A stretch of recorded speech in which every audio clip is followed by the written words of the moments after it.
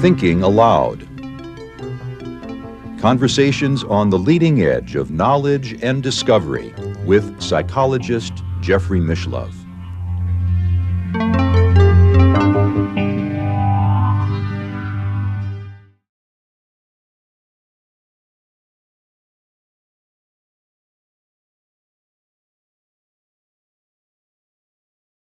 You know, I didn't mention to our viewers, but I'd like to mention now that you are a decorated World War II veteran.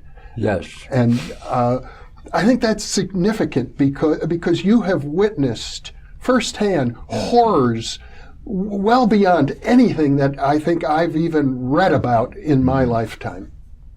Well, yes, indeed.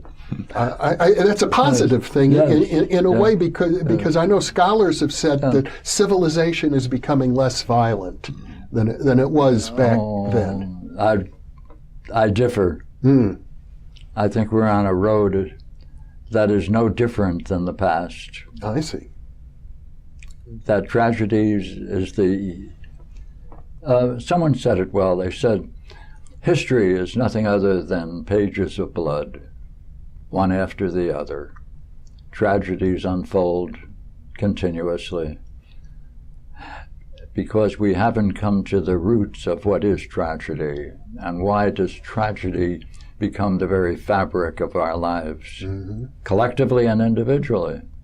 Well, you're a specialist in Greek philosophy, and it was the ancient Greeks who invented tragedy as an art form. Yes, and curiously enough, they made tragedy their continuous concern, since wherever they went, when they conquered throughout the known world in that day, all the way to India, establishing 11 Alexandrias, wherever they went, they created gymnasiums and an auditorium to play tragedies.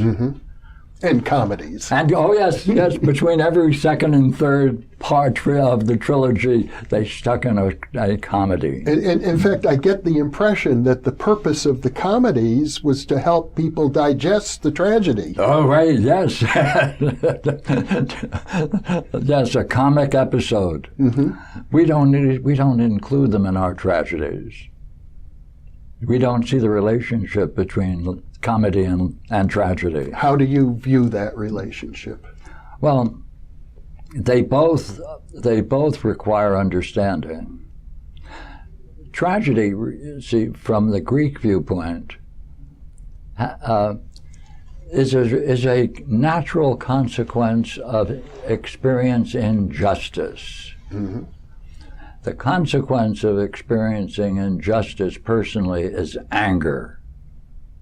We are all angry because we all have suffered in our youth episodes of injustice when our parents and other ones who are in our family seize upon moments when we are free and open and use that occasion to impose their own personal views which inhibit that freedom.